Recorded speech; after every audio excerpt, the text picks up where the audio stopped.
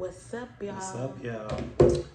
So, we came to talk to y'all about something that you need to know in transition. If you're going to be traveling in Mexico or if you're going to be like having temporary housing while you're traveling in Mexico waiting to relocate. Because we know Mérida is one of the hot black expat relocation destinations.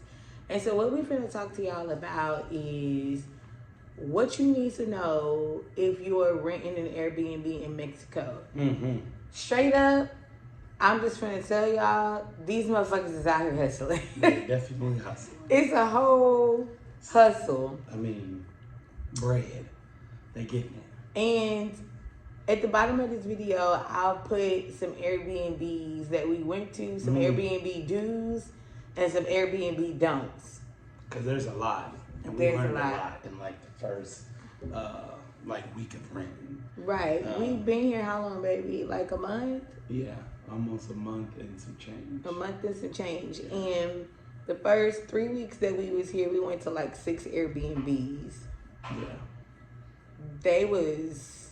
We'll talk about it. But we got a list of how many, baby? 8. So 8 things to check and do before booking an Airbnb in Mexico. Okay? These are 8 things that we learned and a list that is directly from our experience with Airbnb that we felt like would help y'all out. So the number 1 is read the descriptions. Okay?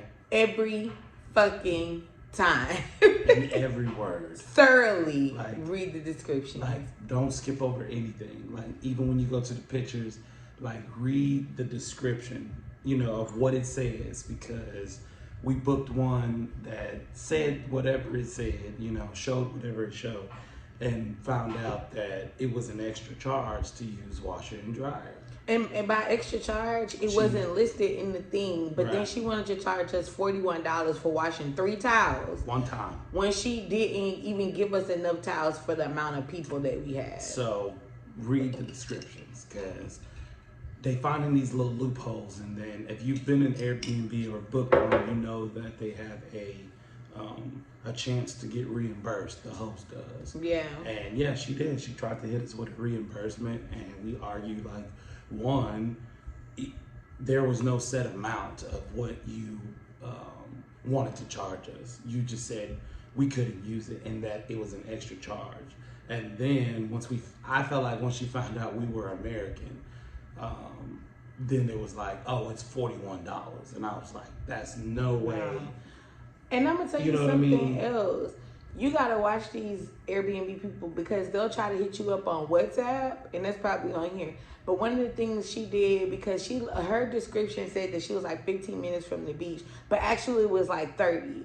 And so I told her, I was like, look, this is not what you said in the thing. So then she was like, well, I can offer. So I reached out to Airbnb. So she hit me up and was like, I can offer some type of credit or whatever. And I was like, okay. But when you want to charge us, you want to charge us in American dollars. But when it's time to pay us something, you want to give it to us in pesos.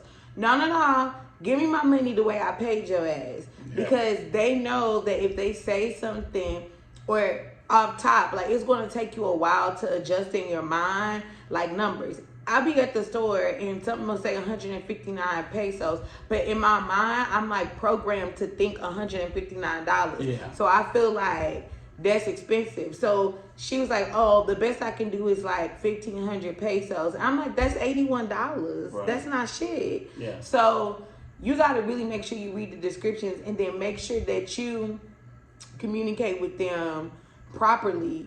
And for me, honestly, we did her in WhatsApp. I'm not doing that no more. Yeah. And so you need to talk to them. You can do everything that you need to do through Airbnb. Through Airbnb message through Wi-Fi, because they can track all of that. And what happens on WhatsApp is between you and that person. Now you can do screenshots, but it's just like, why would you even go through that? Yeah, definitely. Number 2, check location. That was another thing for us, is we booked it before we left.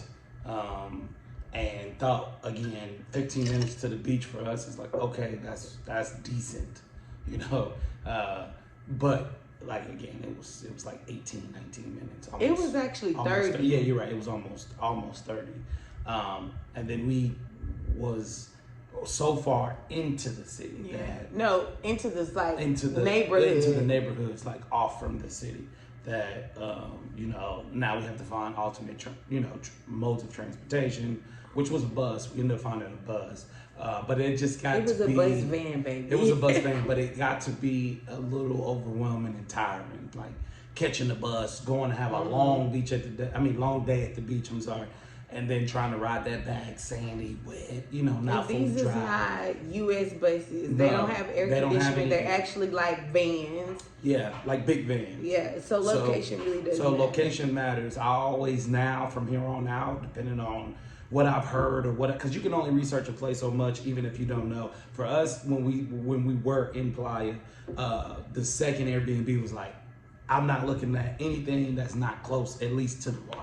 Yeah. Like, it could be, a little bit off, but I'm like, I'm not, and you know what? The second one that I ended up finding was like perfect. We were like smack dab in the middle, but without being in the middle, if you kind of, not in the mix, so but not in the mix, but we were in the center of town, and it was great. It was really good. I'm gonna see if we can put a screen recording right here. That would be great. But when you get on Airbnb, you really have to go to that map, press the map, and then draw the map all the way in. Yeah. So you're going to be pulling it out, but it's pulling you in to where you can almost see the streets. Because what you really need to see is, like, if you don't have a plan for how you're going to get around, which adds to cost and everything, if you on a budget like we are, you need to see, like, not only how close is the beach, how close are you in town for safety reasons, and then also, was there markets, is there other things that you can get to?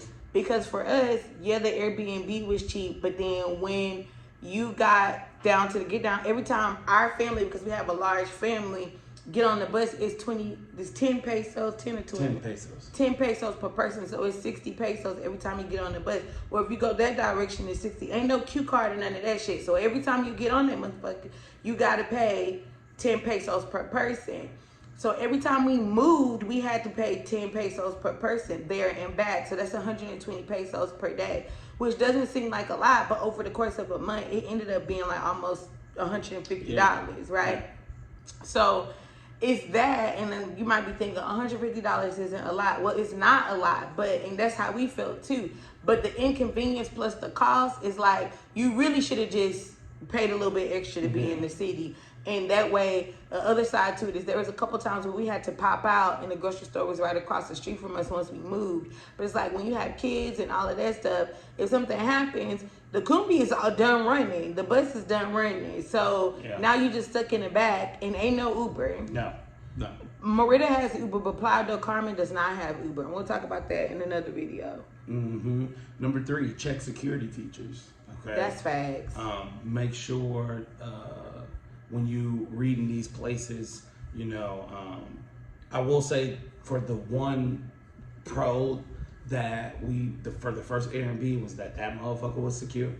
Okay, the security guard, that they had 24-hour security, gated, nice community. When we were there, we were locked in. They didn't even let our Uber Eats driver in. Like, come to the gate. Who you here for? When we was going in and out, like, or if we call a taxi back again, who's in the back? You gotta walk through. What's what? Who's that? So I will say that, check your security features. Check to make sure if you want that they got cameras or whatever makes you feel safe. I say definitely check the security features. And read the description for what they say is the security features. Because a lot of people say it's security and it's a camera. It's not actually security. Again, loopholes. So watch that. They love loopholes. Yes. Number 4, ask about what you need to access external and internal amenities. Oh my God. This was a big one for me. I think this was a big one. Because the first Airbnb we had, the reason why we was comfortable with booking it and it being 15 minutes away from the beach was because it had a really nice pool. Well, what we thought was a really nice pool based on the pictures. And what come to find out is it was like a condo. And so in that condo area, like they have to pay for like access to that. So the person that we was renting from actually did pay access for it. The problem is they wanted in a form of ID for you to hold while you get the wristband to go to the pool. But they wanted to hold our passport, which is our only international ID. And for me, that's just a hell no. Yeah, I thought that was weird too. Because again, in the descriptions, you're not explaining this to us. So, we get in the pool, we just having a good time. We think we can go to the pool, and then one of the neighbors is like, "Hey, I know you guys probably don't know this, but usually what happens is you have to go get a wristband for the pool." And we're like, "Oh, okay, maybe we just didn't get the wristbands." Well, the security guy comes, just so happens to pop up, and he's like, "Hey, come with me, let me get," and I'm thinking he just wants to see my ID, like to write it down or whatever the case may be. And so I brought my passport, and he's like, "Okay, yeah." And then he puts my passport on the table, and I'm sitting there having a conversation, translating as best as I can. And I'm like, I find out like, "No, we hold your passport, you get to swim, and then when you get done, bring us the bracelets back and we'll give you the passport." And I it's was like we done swimming. And we were reality, but then that really was like the straw, you know what I mean? Because I felt like it was so many things for us to be tucked off, to be back there, to be, you know what I mean? You want me to give you my only ID? Can't use the washer and dryer, can't, you know what I mean? Internet not even really that good. Like, it was so many bad things. And that's, we understand that, there's some things that's given to, but it was so much of the things that we couldn't do that we was just like, why are we staying here? Why also, are we paying? You lied in your ad. Yeah, so please check that, because a lot of these places too, I've seen a lot of them that's like, "Oh, you have access to such and such beach club," okay, but what do I need to get? Because I did see one that was really laid out, like, "You have access to this beach club, but it is going to be 250 pesos per adult. The kids are free. When you go, you need to book a day in hand." So it's explaining. It's not just selling that, "Oh, I got a whole private beach club next to me that I have access to." You know what I mean? So for me, it's like, you need to let us know, hey, to go to the pool or to do certain things, like, you're going to need A, B, C, and D. The description was just off. Like, it really was just off. She was out here freestyling. So please check that, because I know that was a really good one for us. A lot of people probably missed that. So I hope that helps y'all out. Number 5 is get the stay insured. Oh my, I cannot stress this enough. Please cover your Because bases. when we was about to get our state insured, because it was like a certain amount of money for the month, because we did months at a time, which I don't think we had this on here, but I don't recommend doing a whole month at a time. I recommend doing a week to 2 weeks at a time when you first get here, because then that way, if you really hate the place, you're not stuck in it and you can readjust. But I was like, I'm about to get this insured, and it was like an extra, $85 or maybe $100. And Trey was like, damn, we on a budget or whatever. And I was like, well, I'm gonna get it insured. And I'm so glad we did. And because now I'm getting them insured going forward. Every single time. If I can't get it insured, I'm just gonna have to get something cheaper. Because go ahead. No, it's fine. Because that's how we got our money back. I was gonna say, and it was like $1,300. Yeah, so that protects you. A lot of people don't know that when you cover a trip, you can cancel. Even though most of the people say, "Oh, Airbnb has enough," you can cancel with it if you have a reason, like any sick family, like something like that, of course. But they also say for a reason.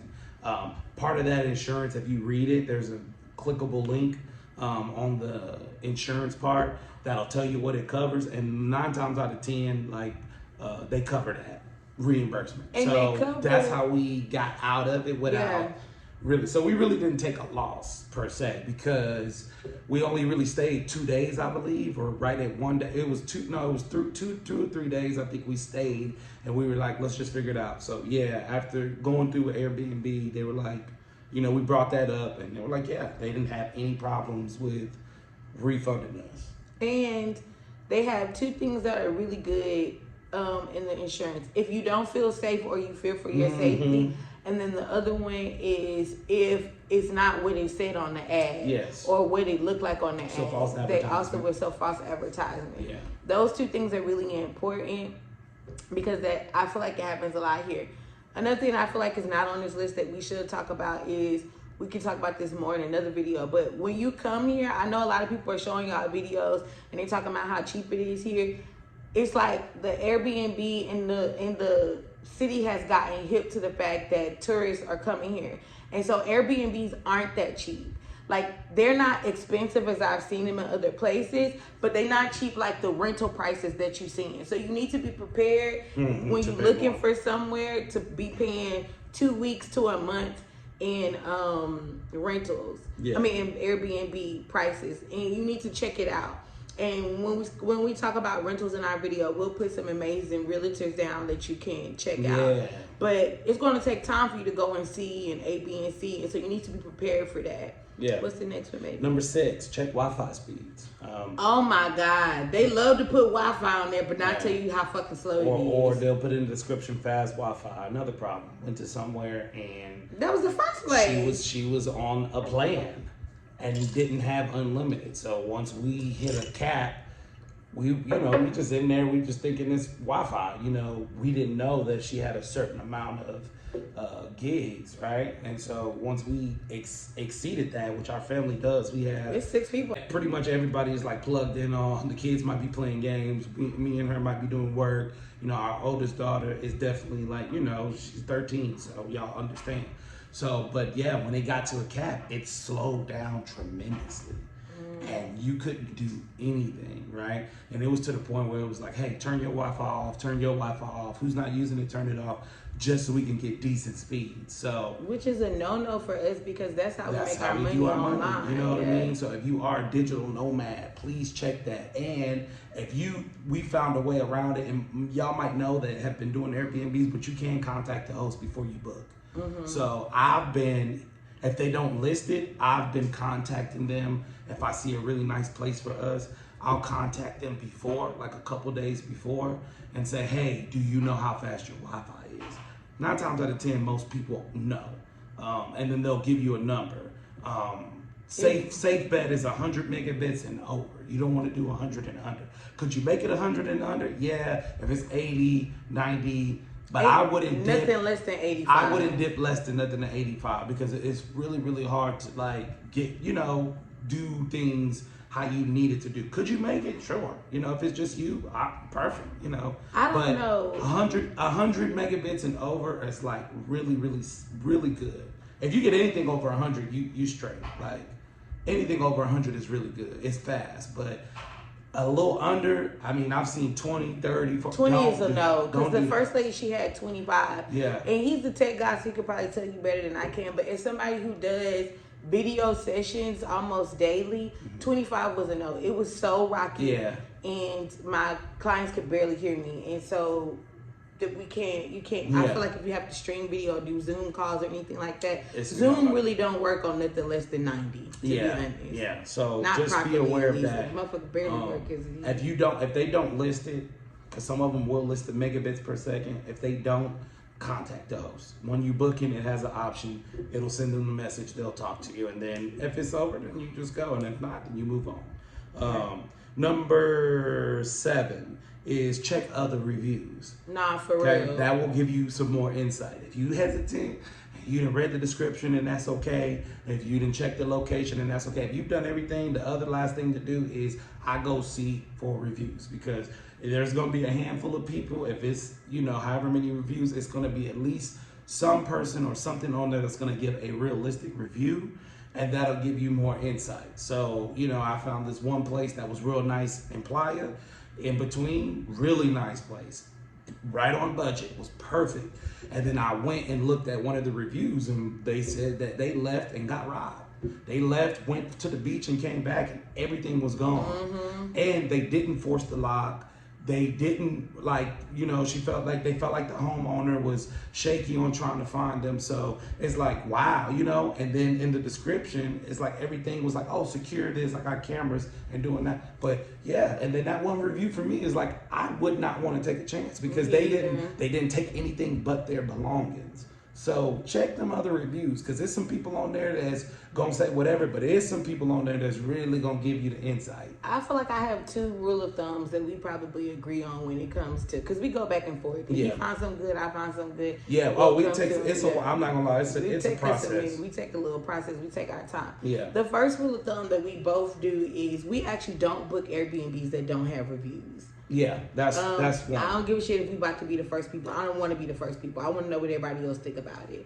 The second rule of thumb, which is kind of two-sided, is number one, if I see only local people in the reviews or people who look like they're local people, I don't book there, because I'm not sure how Airbnb does their reviews, and I'm not sure if somebody can just have their cousin book a stay and then for one day and then they do a review for them, which wouldn't be hard, because their cousin might book a stay and you could just give the money back to them. You know what I mean? So I'm not sure. So I have to see people who I feel like, I have to see a mix of people, or I'm not booking there.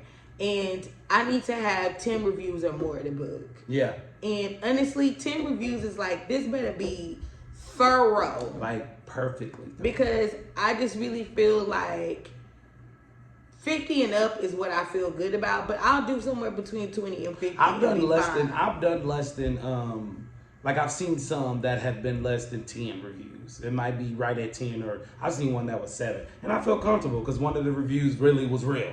So I might do some that might be a little less. Like I will consider that. But yeah, I like a handful of reviews because the chances that somebody in there, one, that's, you know, not local is a lot higher. And also, two, somebody actually telling you something insightful is going to be higher too. Yeah. You know, if you got 2 reviews, it's kind of hard to judge, and it could be great. You know, both of them people could have really just been 2 people from opposite ends of the earth, and not, you know, they could have met all our criteria, but it's just kind of hard to judge because everybody have their own, you know, opinion or different stay. So check the reviews, check other reviews if you want. Read the reviews thoroughly. That's the quickest way. You. Yeah, and sometimes I scroll right to the reviews, even if I, you know. And I'm gonna tell you something else that I look at. If there's like more good reviews than there is bad, I love to look at the way the owner responded. That's another good thing. Because that's going to tell you who the fuck you dealing with. Because a bad host will mess up your whole visit. That will just turn you off because you're in the customer service business, and we've read some wild ones, like some they be raw. Yeah, where the customer that had something, it's like, oh okay, and then the host just go crazy, like, you know, something wild, and I'd be like, even if it is, it's like, I don't say nothing. Yeah, it's like, you know, so you losing people off of that too. So yes, that was a really good point. Number 8. And then I did add a bonus one. But number 8 is take pictures of everything to prevent reimbursement issues and scams. Okay? Oh my God. Because we had like an we issue. said at the beginning. We had an issue, and it wasn't they hustling. But they hustling. Okay. She tried to hustle too, the first one. She did. Off some towels. She literally, like, the kids spilled something and we wiped it up. And remember, this is a lady who said you can't use her washer and dryer, wanted to charge us because she said that we stained her towels. Yeah. Well, if you have somebody staying in your Airbnb for a month who can't wash, what did you think was going to happen? Especially because you're not bringing us new towels. Right. And to continue on to that, like, we had one where the lady was like, oh, it was basic things. Well, what happened was during our stay, some new neighbors had moved in that we met from the U.S., whatever. They just had bought the place next door. We were in some condos too. And their plumbing went down. Well, in our unit, the toilet was overflowing, like backflowing. Oh my God. Spitting out just all the sewage. Like from all the units. It was just spewing out, right? So I'm, you know, messaging her like, hey, this is what's happening, you know, and then I told her, I said, hey, I had to get this water up, so I used the towels. She said that is completely fine. Just when you're done, put them in my washroom, it was a washroom, but she didn't have any wash and dry. She just like, you know, like a room. And she said, just put them in there, and when y'all are in, I'll tell the cleaning lady. Well, you know, everything went fine from there. They fixed it, you know, and then like, I don't know, 2 days after we checked out, you know, I get this $248 reimbursement. Whoa. It's like, so why do y'all have a cleaning fee? And that's what I was getting to. So I'm going through everything and I'm seeing everything, and she put like some damage and some other things, and thank God I took pictures of all of that stuff when we got here. We take pictures of everything. Because most people don't notice about their camera. When you take pictures, each picture has details that's attached to the picture. It'll tell you the date, where you take it sometimes. Sometimes it'll automatically add the location. There's other phones that like you can like manually add the location, but the most thing is timestamp. And you can't finagle that, right? So I'm talking to Airbnb. They're like, oh, well, we trying to figure out why. I said, hey, she told me A, B, and C in WhatsApp. I screenshotted it. I screenshotted, me having the towels. And I said, hey, and all the damage, I said, hey, I took pictures of me taking these pictures of this damage on check-in. I can pull up my camera photo details. He wanted to see that. Each picture was timestamped the day that we checked in. It's hard to break a door, or what she put. It was some other stuff like some walls. It's hard to do that. You know what I mean? That quick. Even if we did, if somebody sent you that, it's like, yeah, that's not right. And the case was dismissed. Same thing with the towels. Oh, I had to pay an extra cleaning fee. I'm sorry, but we've already paid the cleaning fee. Yeah, and that was my response to Airbnb is why are we paying a cleaning fee if you got extra cleaning bills? That's on you. You have to cover that. That's the thing here, because every single Airbnb we have left from has tried that, except for the last one. But we just left there yesterday, so ain't no telling what they trying to try. But we take pictures of everything. Like, it feels like it's a whole hustle out here. Yeah. Like, I think that they just doing that and people just not saying nothing. Or they might be and just trying to see what they can get. But you need to take pictures of everything. And that's the reason why I say keep everything on the Airbnb messages. Because they will take you over to WhatsApp. And then now you got to screenshot and do all this, that, and the third. And I'd rather just keep it on Airbnb because they can tell. They can just easily go to the conversation. But if you on WhatsApp, this is point number 9, just keep everything. Don't delete no messages. Just keep everything, because Airbnb is hip to that. Because even when we were out here, that was one of the things that they said was like, hey, do you have messages on WhatsApp? And even from our first incident, they asked her straight up too, like, oh, do you have stuff on WhatsApp? Are you communicating with her through WhatsApp as well? Then we want to see on WhatsApp. So they know once we're getting to these foreign countries that we're communicating through WhatsApp. They're hip. Airbnb knows as well. Just cover yourselves, because it's a lot going on, and it's just, to me, I feel like it's just hard to not get into that mindset of like, oh yeah, y'all hustling. I feel you, but we some hustlers ourselves. Y'all don't know we even did this all our life too. So I can recognize the hustle. You know what I mean? We know what's what. So we know what to do, what not to do. And if it's one, because I will say this, there was one person that I did pay back because I broke a salt shaker. That was the only thing I paid for, though. And that's what I told the Airbnb person, was like, the only thing I will be willing to pay for is the salt shaker. And I already let that person know when I broke the salt shaker, hey, I broke your salt shaker, I will gladly reimburse you for that. That was like $3. But the rest of that, I was like, oh, I do also feel like, to be honest, for people with large families like us, I really don't recommend staying in the Airbnb for longer than a week, because shit is going to start getting broken, especially if you got a lot of kids and stuff like that. Yes. And so I recommend, let's just get a fresh start every time, because by the time the kids warm up to all of this shit, it'll be time to go. My very last thing, which this will make it 10, so I guess this is now called 10 things you need to know before you rent Airbnb in Mexico. I really, really highly suggest sharing your location with a person back in the States, or a family member, so somebody always knows where you are. Yeah. Just because, especially if you're moving throughout the Airbnbs, somebody at least knows how to check in with you. Yeah, and they know, of course, always where you at. So yeah, so really good bonus feature. Bonus point about that. Yeah, so make sure you're covered. Yeah, sure. Sure, baby. Make sure you guys are covered. Make sure you are taking all your precautionary steps. Read it thoroughly. Do everything that you need to do before the one is getting the cookie. Yes, it's give me one. Is it? Just do everything that you need to do, basically, thoroughly before you go out and do all of this. Cover all your tracks. Hopefully this video helped you guys. If you guys definitely want to see more, if you're new to the channel, please hit that subscribe button. Make sure you like this video, give us a thumbs up, comment down below if you guys want to hear or see anything else. We got more videos on the way of our journey through Mexico and some other videos talking about some other things. So also click the link below for the blog. Yes. We have our blog is up now, and then also you can now book calls with us again. Yes, so we can talk that was to you really about big. So yes, if y'all want to book, we back on the calls. We was getting a lot when we first started. Yeah, we had to park it for we a had while. to pause, but we back on calls. It'll be in the link down below. The blog post will be up. We have one for our family, and then she has one separately. So if you guys want to check her stuff out, it'll be all linked below. Follow us on Instagram at Mama Coco the Healer, and y'all have a great day. Peace out.